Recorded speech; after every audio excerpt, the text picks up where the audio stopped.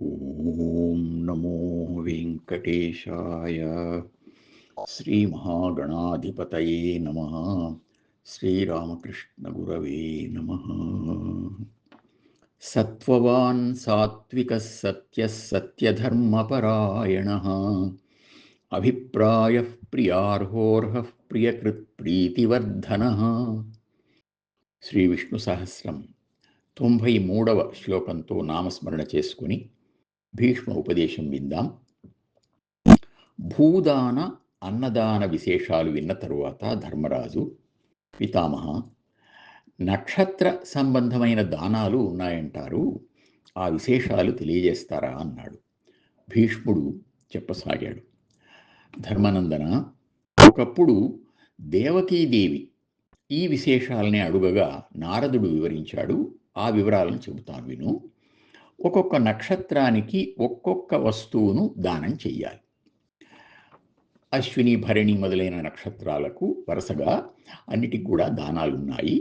కృత్తికా నక్షత్రానికి పాయసం, రోహిణి నక్షత్రానికి మినుములు, ఆర్ద్ర నక్షత్రానికి గోవు, పునర్వసు నక్షత్రానికి తీయని పులగం, పుష్యమి నక్షత్రానికి బంగారం, ఆశ్లేష నక్షత్రానికి వెండి, మఖ నక్షత్రానికి ఉప్పు నువ్వులు, పుబ్బ నక్షత్రానికి చెరకు రసంతో కూడిన అన్నం, ఉత్తర నక్షత్రానికి పాలతో కూడిన అన్నం, ఉత్తరాషాఢ నక్షత్రానికి తేనెతో కూడిన అన్నం, రేవతి నక్షత్రానికి కంచు పాత్రతో కూడిన గోవును ఇలా దానం చెయ్యాలి. ఇలాగే మొత్తం అన్ని నక్షత్రాలకు ఉన్నాయి. ఇలా 27 నక్షత్రాలకు దాన వస్తువులు వేర్వేరుగా ఉన్నాయి. ఇది నక్షత్ర దాన విధి.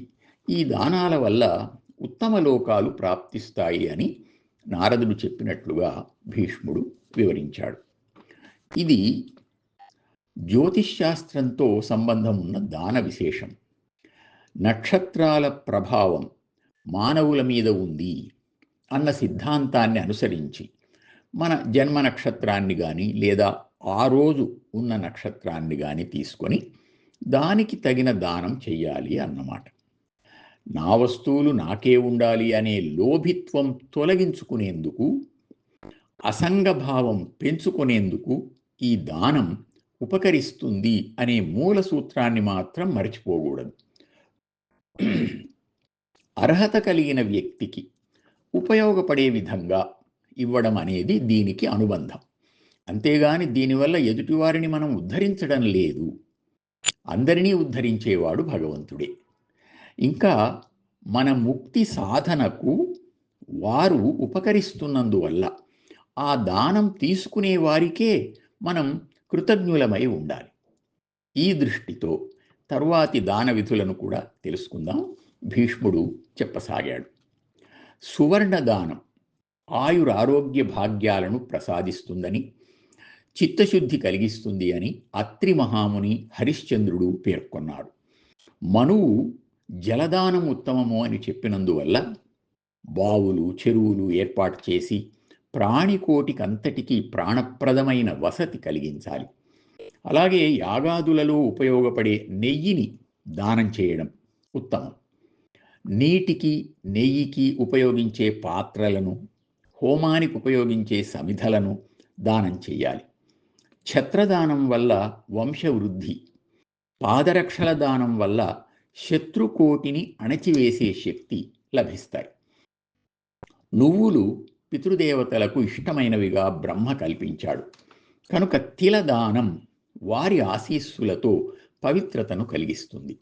పూర్వం మునులందరూ తిలదానం వల్లనే అభ్యుదయాన్ని పొందారు. అలాగే వస్త్రదానం, దీపదానం ప్రశస్తమైనవి. ఇక్కడ ఇంకొక ముఖ్యమైన విషయం గమనించాల్సి ఉంది. దానం చేయడానికి తగిన వస్తువు, తగిన మహాత్ముడు కావలసినట్లే తగిన ప్రదేశం కూడా కావాలి.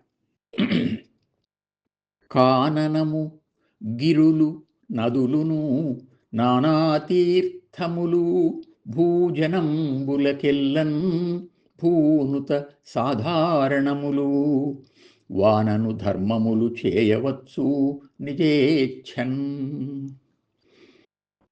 నైమిషారణ్యం మొదలైన అడవులు, శ్రీశైలం, శేషాచలం మొదలైన కొండలు, గంగా, గోదావరి మొదలైన నదులు, ఇలా అనేక తీర్థక్షేత్రాలు దానానికి తగిన పవిత్ర ప్రదేశాలు. అక్కడ తమకు నచ్చిన విధంగా యథాశక్తిగా దానాలు చేయవచ్చు. దానాలలో భూమి, విద్య, గోవు ఈ మూడు సమానము అని పెద్దలు చెబుతారు. జ్ఞానప్రదాయకమైన విద్యను తగిన శిష్యునికి ధారపోయడం, సర్వలక్షణ సంపన్నమైన గోవును సర్వవిధాలా అర్హుడైన మహాత్మునికి దానమివ్వడం, ఈ రెండు భూదానంతో సమాన ఫలితాన్నిస్తాయి అంటారు. భూదానంలో లాగానే గోదానంలో కూడా ఒకసారి దానం చేసిన దాన్ని మరొకసారి దానం చేసే పొరపాటు ఉంటుంది. అటువంటిది చేయకూడదు. నృగమహారాజు ఇటువంటి ప్రమాదాన్నే ఎదుర్కొన్నాడు. ఒకసారి ద్వారకలో ఒక నూతిలో పెద్ద తొండ ఒకటి కనిపించగా కొందరు దాన్ని తాళ్లతో కట్టి వెలికి లాగడానికి ఎంతో ప్రయత్నించారు. కానీ సాధ్యం కాకపోవడంతో వాళ్ళు కృష్ణునికి విన్నవించారు. ఆయన దాన్ని వెలికి తీసి, నీవెవరు అని అడగగా, నృగుడను అన్నాడు. నీవనేక గోదానాలు చేసినట్లు విన్నాము, మరి ఈ జన్మ ఏమిటి అని ఆయన అడగ్గా నృగుడు ఇలా చెప్పాడు. నేను ఒకప్పుడు ఒక ఉత్తమ బ్రాహ్మణునికి గోదానం చేయగా ఆ గోవు మేతకు వెళ్ళిన సమయంలో తప్పిపోయి మా గోవుల్లో మళ్ళీ కలిసింది. అది తెలియక నేను తక్కిన వాటితో పాటు దాన్ని మరొక విప్రునికి దానమిచ్చాను. తరువాత ఆ ఇద్దరూ పేచీపడి నా వద్దకు వచ్చారు. నేను తప్పు గ్రహించి మొదటి బ్రాహ్మణునితో దానికి బదులుగా 100 గోవులు, 1000 గోవులను ఇంకా మంచివాటిని ఇస్తానన్నా ఆయన ఒప్పుకోలేదు. చివరకు దాన్ని ఆయనకే ఇవ్వాల్సి వచ్చింది. నేను మరణించిన తరువాత యముడు ఆ దోష ఫలాన్ని ఈ తొండ రూపంగా అనుభవించమని విధించాడు. నీ దర్శనంతో అది తొలగిపోయింది కృష్ణ అంటూ ఉండగానే నృగమహారాజు స్వస్వరూపాన్ని పొందాడు. కనుక దానం జాగ్రత్తగా చెయ్యాలి. మనం చేసే దానం ఎదుటివారికి లేని సమస్యను తెచ్చిపెట్టరాదు. వారు సంతోషంగా ఉండాలి అంటే మనం జాగ్రత్త తీసుకోవాలి అని భీష్ముడు ఉపదేశించాడు.